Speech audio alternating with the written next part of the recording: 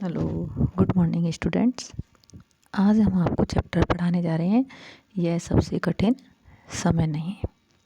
ठीक है, इसमें मैं आपको पहले बता देती हूँ कि इस पाठ्य पुस्तक में ये जो कविता है ये कौन सी पुस्तक है, वसंत, उससे ली गई है। और इसके जो रचयिता है वो कौन है, जया जाद वानी द्वारा यह रचित है। कौन सी, यह सबसे कठिन समय नहीं। देखिए, ये इस कविता के अंदर कवित्री ने ये क्या बताया है, कवित्री ने बताया है कि कोई भी समय कठिन नहीं होता।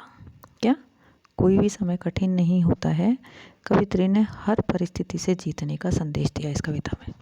क्या कहा है उन्होंने कि चाहे कैसी भी परिस्थितियाँ हों, चाहे कितनी भी बड़ी मुसीबत हो, हमें उन सब से क्या करना चाहिए, जीत जाना चाहिए। यह उसी का संदेश दिया है इस कविता में। नहीं, यह सबसे कठिन समय नहीं। क्या कहा उन्होंने, नहीं, यह सबसे कठिन समय नहीं।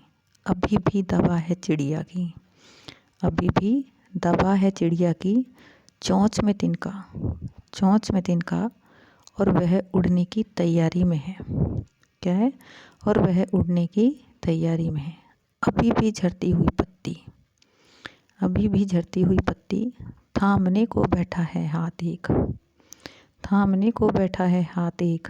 अभी भी भीड़ है स्टेशन पर, अभी भी भीड़ है स्टेशन पर, अभी भी एक रेलगाड़ी जाती है गंतव्य तक, जहाँ कोई कह रहा होगा प्रतीक्षा, अभी भी करता है कोई और किसी को। क्या करता है, अभी भी कहता है कोई किसी को, जल्दी आ जाओ कि अब सूरज डूबने का वक्त हो गया, जल्दी आ जाओ कि अब सूरज डूबने का वक्त हो गया।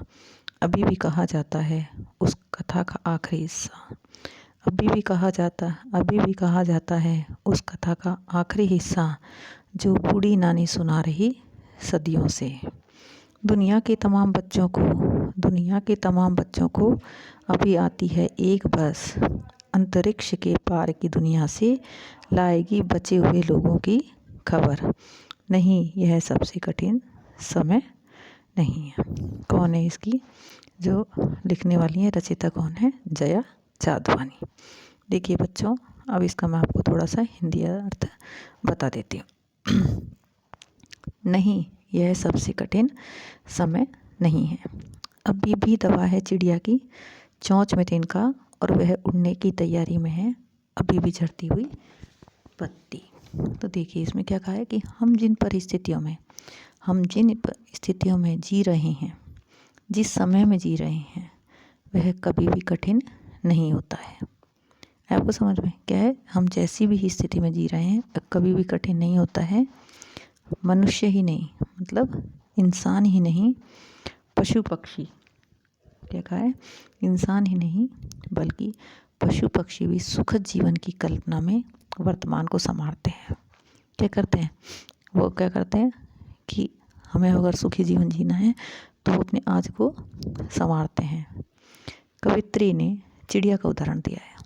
क्या कहा उन्होंने, जो इस पाठ की कवियत्री हैं उन्होंने किसका उदाहरण दिया, एग्जाम्पल किसका दिया है, चिड़िया का।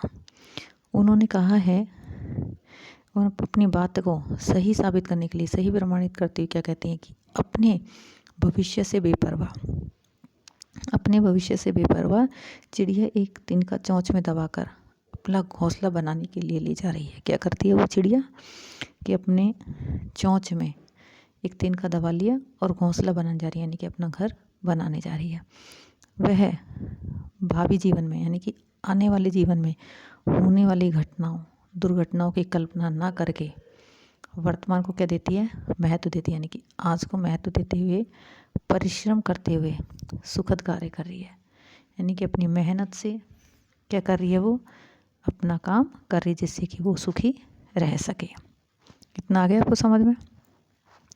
थामने को बैठा है हाथ एक, अभी भी भीड़ स्टेशन पर, अभी भी एक रेलगाड़ी जाती है गंतव्य तक, जहाँ कोई कह रहा होगा प्रतीक्षा, अभी भी कहता है कोई किसी को, जल्दी आ जाओ कि अब सूरज डूबने का वक्त हो गया, अभी भी कहा जाता है।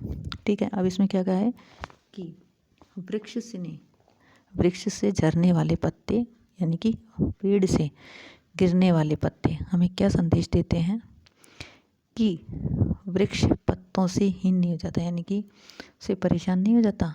स्टेशन से गाड़ी गंतव्य की ओर जा रही है, यानी कि अपने स्थान पर जा रही है।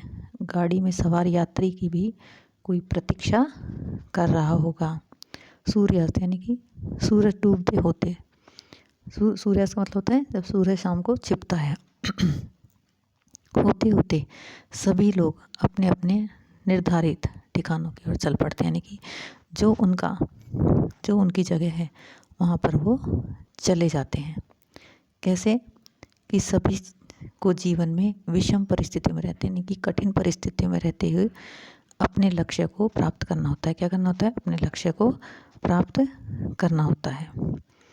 अभी भी कहा जाता है उस कथा का आखिरी हिस्सा जो बूढ़ी नानी सुना रही सदियों से, दुनिया के तमाम बच्चों को अभी आती है एक बस, अंतरिक्ष के पार की दुनिया से लाएगी बचे हुए लोगों की खबर, नहीं यह सबसे कठिन समय नहीं है।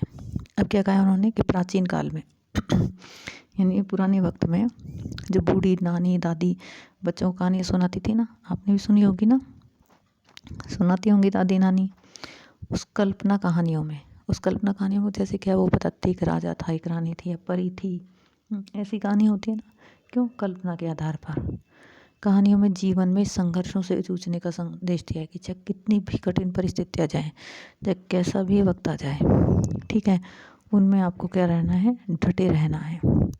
कवित्री कल्पना करती है, वो मन ही मन में सोचती है कि अंतरिक्ष में से कोई बस शेष बचे हुए लोगों की खोज खबर लाएगी, कि कितने लोग उसमें शेष हैं उनकी खबर लाएगी। तात्पर्य यह है, अर्थात जीवन में संघर्ष तो होते रहते हैं, परंतु इन पर विजय पाने के लिए समय कभी भी कठिन समय नहीं होता। यानी कि कैसी भी परिस्थिति हो, कितनी बड़ी मुसीबत हो, इंसान को हर परिस्थिति में क्या करना चाहिए? अपने ऊपर काबू रखना चाहिए, अपने समय को देखना चाहिए, क्योंकि समय कभी भी कठिन नहीं होता, बल्कि हम उसको बनाते हैं। इसलिए चाहे कैसी भी परिस्थिति हो, कैसा भी समय हो, कैसी भी स्थिति हो, हमें उन सब से संघर्ष करना चाहिए और जीवन में क्या करना चाहिए? आगे बढ़ते रहना चाहिए, अपने लक्ष्य को प्राप्त करते रहना चाहिए। ठीक है, अब इतना तो आपको समझ में आ गया होगा बच्चों। Okay, thank you.